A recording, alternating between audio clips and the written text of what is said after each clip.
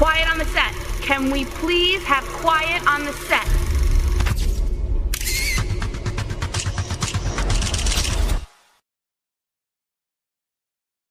Et bonsoir à toutes et à tous, bienvenue pour ce nouvel épisode du Before Raw.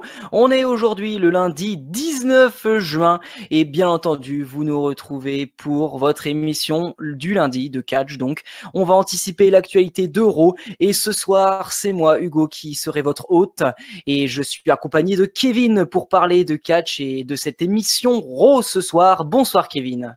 Bonsoir à tous et ravi de te retrouver parmi nous. Mais également ravi de retrouver toute l'équipe de Catch au quotidien et toi ce soir plus particulièrement pour parler de Raw. Raw d'ailleurs la semaine dernière qui nous a offert un spectacle très attrayant. Dis-moi juste quel est le moment que tu as préféré? Je pense que on doit tous avoir le meilleur moment, c'est la confrontation entre Brock Lesnar et Samoa Joe. Ouais, ça c'est sûr. Et d'ailleurs, ce sera notre deuxième sujet. Ce soir, nous en avons 5 points à aborder. Et je te propose de commencer dès maintenant avec cette fameuse annonce de Roman Reigns en vue de SummerSlam. Est-ce que tu en as entendu un petit peu parler? Ça m'a intrigué et je me pose des questions là-dessus. Bon, eh ben, tu sais quoi, il semblerait que le Big Dog ait un plan bien précis en tête pour le plus grand pay-per-view de l'été, j'ai nommé SummerSlam. Eh bien, ces plans, il va justement les dévoiler ce soir en ouverture de Monday Night Raw. Et on le rappelle, il n'affrontera pas Brock Lesnar pour le championnat universel de la WWE à Great Balls of Fire. Justement, est-ce qu'il pourrait éventuellement se proclamer challenger au titre pratiquement 2 mois avant SummerSlam? Est-ce que c'est possible selon toi, Kevin? Justement, je me suis fait aussi moi des plans dans ma tête et je me suis dit pourquoi pas ce soir il va dire je m'auto-proclame challenger pour SummerSlam et le fameux Braun Strowman revient et lui dit mais pourquoi toi et pas moi? Et du coup un affrontement entre les deux à Great Balls of Fire pour devenir le prochain challenger. C'est une possibilité. Tout à fait raison là-dessus. Mais bon, quand même, restons centrés sur ses propos et son objectif, c'est de défendre son territoire, défendre his yard, comme il le dit. Et sur Twitter, du coup, je vais peut-être te faire réagir là-dessus aussi. Il déclarait le 15 juin que tout le monde n'allait pas aimer ce qu'il allait annoncer, mais que personne n'avait intérêt à manquer cette annonce pour autant. Alors, à quoi est-ce qu'on peut s'attendre finalement? Est-ce que les plans actuels, comme tu l'as sous-entendu avec Braun Strowman, vont être changés? Est-ce que Braun Strowman continuera à être challenger au titre ou comment tu vois les choses, toi, du coup? C'est vrai que son annonce est alléchante et ça nous donne rendez-vous ce soir et on va tous être là pour ça et j'espère que ça va être une très très grande annonce, qu'on va pas être déçus de ça et que je sais pas quel sens ils vont prendre, mais il va être au cœur des rivalités cet été et ça, c'est attrayant et c'est vraiment une bonne chose. Mais après, sur quoi ils vont partir, ce qui va annoncer ce soir, je sais pas encore, c'est compliqué. Ouais, effectivement, c'est toujours très étrange ce genre d'annonce. On ne sait pas trop à quoi s'en tenir. Et même au cas où l'annonce serait grande, peut-être que ça bouleverserait complètement les plans de la WWE et donc qui sait justement une confrontation. Et là, j'en rêve, mais bien sûr, ça n'est qu'un rêve à 4 entre Joe, Lesnar, Strowman, Reigns, pour peu que ça puisse exister. Qu'est-ce que t'en penses de ce match de rêve entre guillemets? Pour ce match de rêve, pourquoi pas, mais pas à Great Balls of Fire. Ils ont vraiment lancé la rivalité entre Strowman, pardon, n'importe quoi, entre Joe et Brock Lesnar, et revenir en air, ça serait dommage. Mais après, pourquoi pas à SummerSlam, ça ferait un gros match de l'été, référence, donc pourquoi pas. Mais faudrait du coup que ça se décale à SummerSlam et que ça n'empiète pas sur Great Balls of Fire. Alors justement, est-ce qu'on pourrait voir un début de rivalité, ou plutôt le retour de la rivalité qui n'a pas été terminée entre Roman Reigns et Braun Strowman ce soir? Est-ce que c'est une possibilité envisageable? Pour moi, clairement, oui. Roman Reigns annonce son autoproclamation, désolé, pour Tu vas y arriver. le poste de challenger à SummerSlam. Et oui, du coup, Braun Strowman revient, dit non, moi, on n'a toujours pas fini, on en était à un point A, faut que ça se termine au point B. Et donc une confrontation entre les deux à Great Balls of Fire dans 3 semaines pour le poste de challenger. Et je pense que ça serait le roulement de storyline le plus possible et probable pour moi. est-ce que c'est pas un peu prévisible en fait, on le sait, Braun Strowman est censé être blessé mais reviendrait plus tôt que prévu. Est-ce que justement ça, le retour de cette rivalité qui n'a pas été terminée, et on le rappelle, ça a débouché sur le match à 5 à Extreme Rules. Bon, voilà, est-ce que tout ça, mine de rien, c'est pas un peu prévisible, et cette annonce, finalement, ce sera qu'une goutte dans l'océan de la WWE, et ce sera pas le gros choc qu'on peut attendre. Bah, de base, ils avaient annoncé pour la blessure de Strowman 6 mois d'absence. Et on n'est pas à 6 mois, donc si on le voit débarquer ce soir, ah non, ça serait une surprise. Techniquement, on ne s'y attend pas, on prévoit 6 mois et 2 mois après, le gars est revenu. Donc, est-ce qu'ils avaient pris de la marge sur son temps d'absence pour créer la surprise? Pourquoi pas? Moi, j'y crois réellement à cette tournure d'histoire. Bon, en tout cas, on verra bien ce que Roman Reigns nous prépare ce soir. Et on l'a déjà vu, hein, quand deux mastodontes entrent en collision, ça provoque souvent des explosions, que ce soit entre les deux, Roman Reigns et du coup Braun Strowman. Et tu l'as dit à juste titre la semaine dernière entre Brock Lesnar et Samoa Joe. Et j'ai envie de te dire, je vais te confier quelque chose, j'ai lu la peur dans les yeux de Brock Strowman, bien sûr, de Brock Lesnar, pour la première fois depuis très très très longtemps. C'est la première fois que j'ai vu dans les yeux de Brock Lesnar qu'il était inquiet à l'idée de se retrouver contre Samoa Joe, et on l'a vu quand Samoa Joe l'a un petit peu bousculé, Lesnar est tombé directement au sol. Est-ce que le Samoan Destroyer, depuis sa victoire à Extreme Rules, peut vraiment surpasser Lesnar? Est-ce que cette confrontation est au niveau finalement du championnat universel selon toi? Bah, en fait, c'est compliqué parce qu'on sait tous, et voilà, on le sait, ça a été dit, ce match-là, ça sera vraiment une storyline d'un soir, un match d'un soir, et après ils passeront à autre chose. Donc, si on s'attend tous à une victoire de Brock Lesnar, oui, faut qu'il y ait du suspense, de l'enjeu, et voilà, faut que qu'on soit indécis, alors qu'on connaît déjà le résultat, qu'il y ait peut-être un peu de suspense, on se peut se dire, ah, pourquoi pas, il pourrait gagner.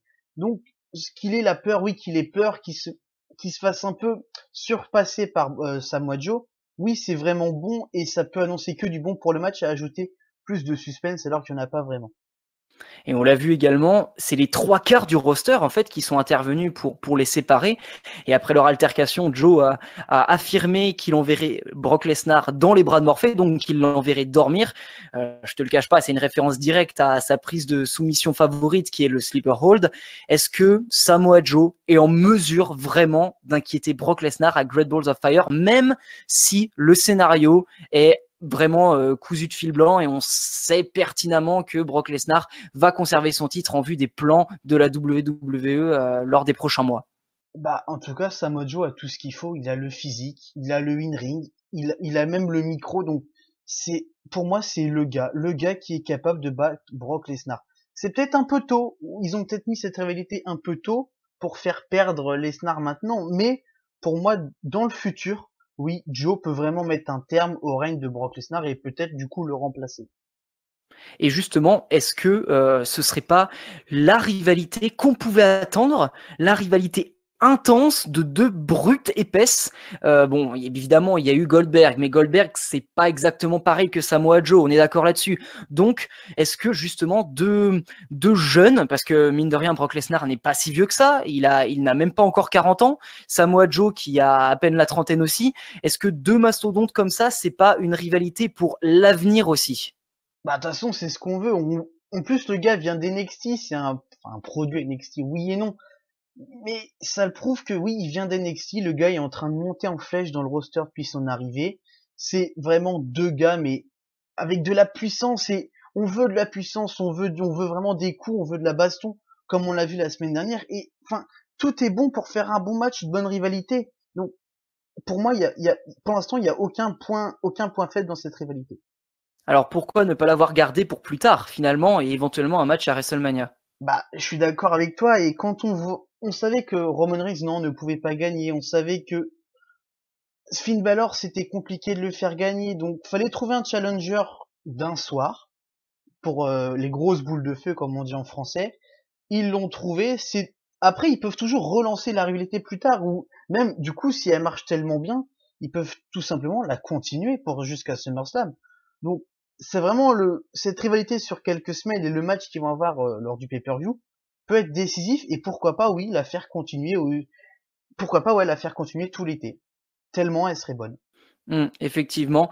Après, je pense sincèrement que cette rivalité peut en intéresser plus d'un. Moi-même étant sceptique au vu de Samoa Joe, puisque ce n'est pas le catcheur que je porte le plus dans mon cœur, mais le fait qu'il ait réussi à créer la petite lueur de peur ou d'inquiétude dans les yeux de Lesnar m'a fait quand même tilt et je me suis dit, ah ouais, là on est en face de quelque chose d'assez gros. Donc je pense effectivement moi aussi que ça peut être une rivalité qui sur le long terme peut donner des étincelles, peut-être pas trop tirer sur la corde parce que Roman Reigns contre Braun Strowman c'était pas mal non plus, mais là si ça continue, est-ce que ce serait pas un peu trop? En tout cas, on verra bien comment ça se passe ce soir, si on aura encore un affrontement entre Joe et Lesnar, mais voilà, ce sera à suivre ce soir. Et le troisième sujet, sans transition, parce que je n'en ai pas trouvé, j'ai essayé d'improviser, ça n'a pas marché. Eh ben, je vais faire sans transition.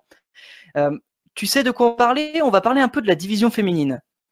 Et lors d'une interview la semaine dernière avec Corey Graves, Bayley annonçait qu'elle n'était pas là en fait pour tabasser ses adversaires. Bon, ça c'est pas un secret, hein, on le voit sur son visage. Elle est là pour justement donner du sourire aux gens, donner du bonheur, mettre des sourires sur les visages. Est-ce à dire que sa défaite lors du kendo stick en a pole match à Extreme Rules la relègue derrière les autres women's du roster? Qu'est-ce que t'en penses là-dedans? Alors, moi, juste une petite aparté. Enfin, t'étais pas là, mais Romain avait dit, lors de l'after Extreme Rules qu'on avait fait, que ouais, en fait, Bayley, c'était pas une méchante. Elle est là pour faire des câlins. Elle est pas là pour taper, faire mal avec des kendo sticks. Donc, si on suit ce qu'elle a déclaré la semaine dernière, Romain avait tout à fait raison et je suis vraiment mon mea culpa parce qu'il avait totalement raison. Voilà. Eh ben, tant mieux, c'est passé. J'espère que Romain écoutera cette émission et du coup qu'il entendra ton mea culpa. Mais encore une fois, est-ce que là, le fait d'être trop douce l'a fait être reléguée derrière les autres women's telles que Nia Jax, telles que Sasha Banks, et encore Emma par exemple, dans la course au titre du Women's Championship de Raw? Bah, vu comment elle s'est fait battre et dominer ces dernières semaines, comme je l'ai déjà dit, pour moi, elle a vraiment plus sa place en tant que challengeuse. Ça va être dur de la relancer vu comment elle s'est fait dominer, tabasser et battre très très rapidement lors d'Extreme Rules. C'est compliqué de aujourd'hui dire ouais non, je suis encore la challengeuse au titre. Et va falloir trouver un moyen, une action ou quelque chose pour la rendre crédible une nouvelle fois et encore une fois pour une chance au titre. Alors justement, est-ce que c'est pas un scénario qu'on aurait peut-être déjà vu avec, je pense notamment, un certain John Cena dans la catégorie masculine, puisque lui aussi est passé par une phase de moins bien où il était trop gentil, s'est énervé un grand coup avec l'arrivée de la Nexus, et là, il est repassé, on va dire, au top, et il a recommencé à gagner de nombreux titres après un gros passage à vide. Est-ce que c'est pas ce qui attend Bayley aussi, si on compare les deux personnages qui sont relativement similaires? Bah, ils veulent faire de Bayley la nouvelle John Cena au féminin, avec toutes les petites gamines qui sont folles d'elle. Donc, oui, pourquoi pas. Après, on se dit que dans une carrière, de toute façon, une carrière qui dure 20 ans, tu peux pas être au top tout le temps, tu peux pas gagner tout le temps. Donc, pourquoi pas, à voir comment ils vont la relancer, quel sens ils vont prendre dans cette storyline, comment la relancer, comment la re-rendre crédible auprès des fans. Pourquoi pas, à voir. Ouais, effectivement, on peut pas être au top tout le temps, mais justement, est-ce que le fait de ne plus être au top pour Bayley, ça l'a fait maintenant s'engager sur une pente descendante? Est-ce que elle va pas se retrouver reléguée derrière les autres superstars? Et justement, si elle est sur la pente descendante, quelle superstar pour mener les rivalités pour le championnat féminin à Raw? Oui, elle est sur la pente descendante, mais voilà, dans des carrières, tu es au devant de la scène, des fois tu recules un petit peu. Tu peux pas être au top tout le temps, comme je viens de le dire. Donc, oui, là, voilà, elle va te mettre un peu sur le côté, elle va s'éloigner un peu du titre. Pourquoi pas se relancer sur une autre rivalité avec, pourquoi pas, Emma, qui est revenue la semaine dernière. Donc, il y a plusieurs possibilités, voilà, elle se met un peu à l'écart, pourquoi pas. Après, pour la remplacer, ça me fait mal au cœur, Nia Jax, qui va probablement toucher, qui a posé ses mains sur le titre et ça me chagrine. Mais pourquoi pas. Ouais, Effectivement, c'est possible. Mais justement, Nia Jax, on va en parler un tout petit peu dans ce point féminin. C'est un profil assez atypique. On n'avait pas vu ce profil-là, un peu mastodonte. C'est un peu la Samoa Joe ou la Brock Lesnar du côté féminin, sans aucune animosité, bien sûr, mais c'est un peu ça quand même. Et on l'a pas vu depuis Karma il y a quelques années, ou même, enfin, je n'ai pas d'autres exemples en tête encore plus anciens, Bah, il y avait un mais ça peu, fait très longtemps qu'on n'a pas eu. il y avait un peu Beth Phoenix aussi qui avait une belle carrure et qui était imposante. Mais ce qui me Ouais, chagrine bah oui. avec Nia Jax, c'est son in-ring qui est pas vraiment satisfaisant. On l'a vu lors de WrestleMania, on l'a vu bien avant, on l'a vu aussi quelques fois dans ses matchs à Raw ou en pay-per-view. Et bah c'est pas top et c'est ça qui me chagrine. Tu peux avoir le physique, oui, tu peux avoir une physique d'une bête, mais si après on te met sur le titre et que niveau in-ring ça suit pas, bah non, moi je suis pas d'accord. Qu'on laisse le titre sur des femmes qui ont le in-ring, même si elles ont pas la carrure, Bailey, oui, c'est une petite dame toute fine, donc oui, elle a pas une carrure de monstre, elle a pas une carrure de monstre, mais sur le niveau in-ring, ça suit. Donc, Nia Jax, ça me pose problème. Ouais, effectivement, mais en même temps, si on parle de carrure, je pense qu'Alexa Bliss est en bien mauvaise position pour Oui, parler voilà. de carrure et de Mais, mastodonte, mais, mais niveau mais in-ring, voilà. elle est là, donc oui, le Oui, in-ring compte plus que pour moi tout la à fait. carrure. Ouais, non, non, tu as raison, tu as tout à fait raison. Et d'ailleurs, ça tombe bien qu'on parle de carrure, puisque effectivement, les titres par équipe, eux aussi, n'ont pas besoin de carrure pour être défendus, si ce n'est que Cesaro est un mastoc, mais à côté de ça, je pense que les Hardy Boys sont un peu moins costauds, et c'est d'ailleurs justement le point de ce sujet par équipe. La semaine dernière, on a eu droit à un petit match de championnat, un match à un two out three falls match, c'est-à-dire que les vainqueurs devaient porter 2 pinfalls, 2 tombées sur leurs adversaires, et malheureusement aucune équipe n'a réussi ces 2 pinfalls. Donc Cesaro et Sheamus, grâce à un compte de 10 à l'extérieur, ont conservé leur titre, et voilà, ça ne leur retire pas leur ceinture. Que justement, on peut encore durer longtemps avec des scénarios aussi bancals que ça. Bah, il tire sur la corde, il tire, il continue de tirer, il tire, il tire. À un moment donné, il va falloir que ça s'arrête. Même si après, d'ailleurs, après, il y a personne pour reprendre une rivalité. Tirer trop sur la corde, à un moment, ça va casser et les fans vont plus suivre. Faut qu'ils se renouvellent, Ce qui qu'ils est bien arrivent à... dommage, Oui, puisque oui, enfin, c'est la pas div- mauvais en soi. Elle est pas mauvaise, cette rivalité n'est pas mauvaise. Mais trop de tirer sur la corde, à un moment, elle casse et ça va devenir dangereux pour eux. Mais justement, c'est ça le hic. Peut-être que d'avoir redonné les titres à Cesaro et Sheamus était une mauvaise idée quand les Hardy Boys, eux, justement, étaient encore au top de leur retour en fait. La hype n'était pas encore redescendue. Et effectivement, là, c'était peut-être pas le bon moment. Mais en même temps, il y a peut-être une explication à cela, c'est les raisons familiales des Hardy Boys qui souhaitent prendre un peu de temps. Je crois que notamment Matt a eu la naissance, enfin a eu un nouveau fils. Et les Hardy Boys ont perdu un proche, il me semble, ces derniers temps. Donc c'est peut-être pour ça qu'ils prennent du temps hors antenne et donc que les Cesaro et Sheamus sont redevenus champions.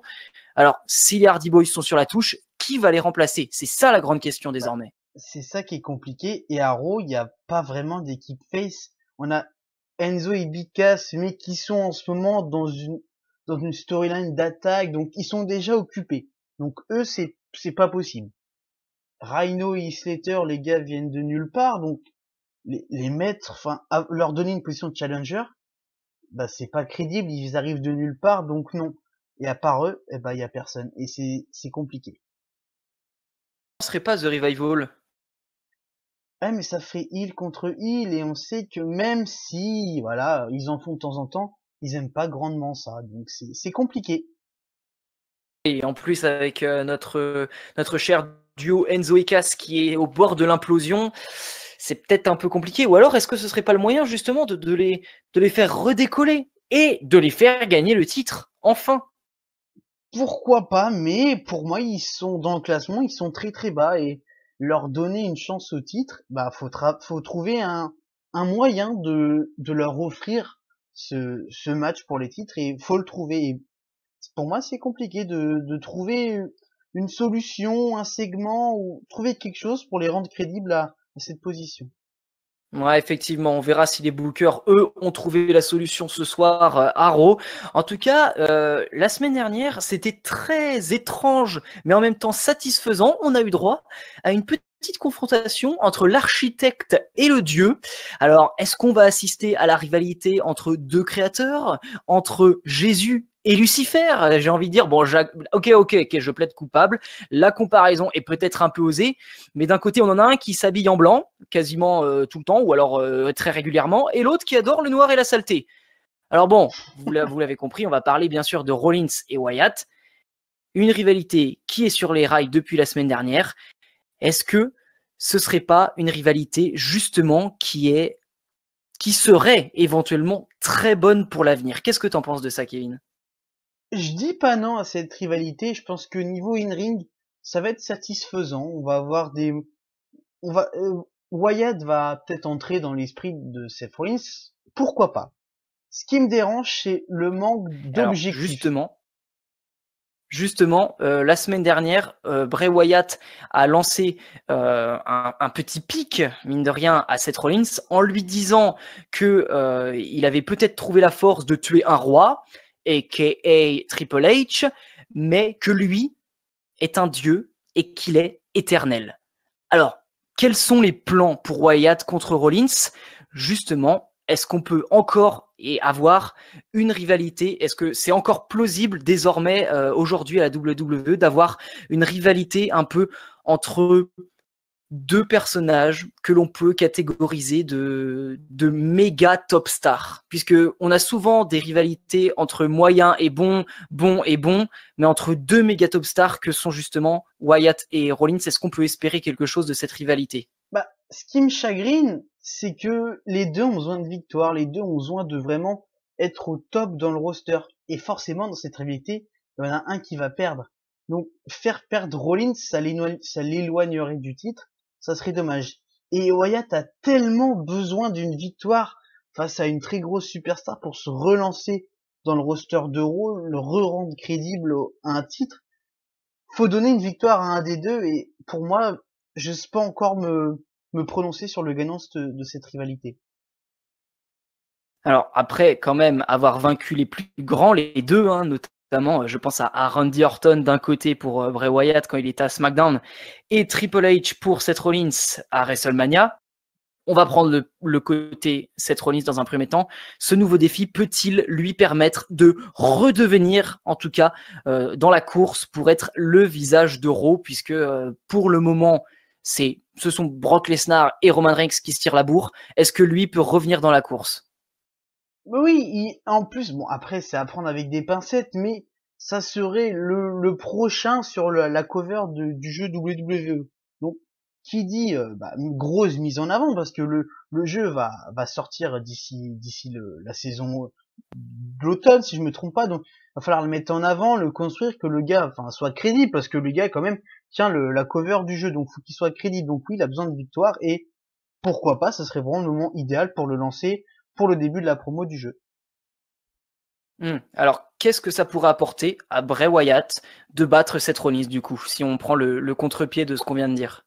Bah justement, ça serait vraiment de le lancer dans ce roster de Raw, le lancer, voilà, il a perdu le titre, il a perdu la rivalité contre Randy Orton, même s'il a gagné le match lors de, je crois que c'était Payback si je me trompe pas, dans la maison de l'horreur. Donc oui, il faut qu'il se relance, faut qu'il s'installe à Raw. C'est très compliqué pour le moment, il perd beaucoup de matchs, il a pas vraiment de victoire.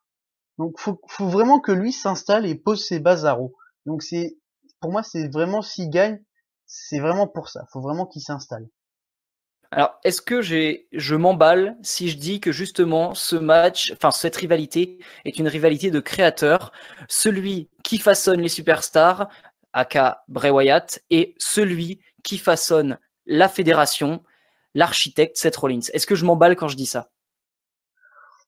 Non, je pense pas. Les deux sont des gros visages. J'ai vraiment du mal et je sais pas comment. En fait, ce qui me pose problème, c'est comment ils vont la terminer cette storyline. Et j'arrive pas encore à en parler. J'arrive pas à avoir des bons arguments pour défendre l'un ou l'autre et j'attends de voir ce qui va se passer ce soir. C'est logique, en même temps, cette rivalité n'a que 1 ou 2 semaines, donc voilà, c'est tout à fait récent. Donc effectivement, on verra bien comment ça se déroule ce soir. Notre émission du coup touche à sa fin. Merci d'être resté jusqu'au bout, d'être fidèle au poste comme chaque semaine, d'être fidèle à nos émissions YouTube. Et bien entendu, on se retrouve la semaine prochaine pour un nouveau Before. Mais avant ça, évidemment, il y aura aussi le Before SmackDown, ou plutôt l'After Money in the Bank, si on préfère, avec tous les résultats, bien sûr, ne vous en faites pas. Ça, normalement, ce sera demain. Et aussi, on va avoir, bien sûr, cette semaine, le Danton Catch, une nouvelle édition de Danton Catch avec une belle bande de chroniqueurs. Et bien entendu, on compte sur vous. Quelques petites surprises sont à prévoir. Restez à l'écoute. Franchement, ça vaut le détour. En tout cas, Kevin, merci encore d'avoir été là cette semaine pour partager cette émission avec moi. Bah, je suis ravi de te retrouver parmi nous. Eh bien, moi de même, plaisir partagé. En tout cas, n'hésitez pas, dans la semaine, on est actif sur les réseaux sociaux, vous pouvez discuter avec nous, il n'y a pas de souci. Sur le Twitter de Catch au quotidien, sur YouTube aussi, si vous envoyez des petits messages sur le site, les articles, etc. Vous pouvez. D'ailleurs, si vous ne l'avez pas encore vu maintenant, vous pouvez proposer vos articles qui seront relus par la rédaction et ensuite postés s'ils sont bons sur le site. Donc ça, c'est une nouveauté que Catch au quotidien vous propose. Donc n'hésitez pas, l'interactivité, on est présent pour vous. Donc voilà, on se dit à la semaine prochaine. Et d'ici là, bien sûr, regardez le catch, évidemment, et suivez-nous. Merci encore d'être fidèles à Catch au quotidien. Ciao.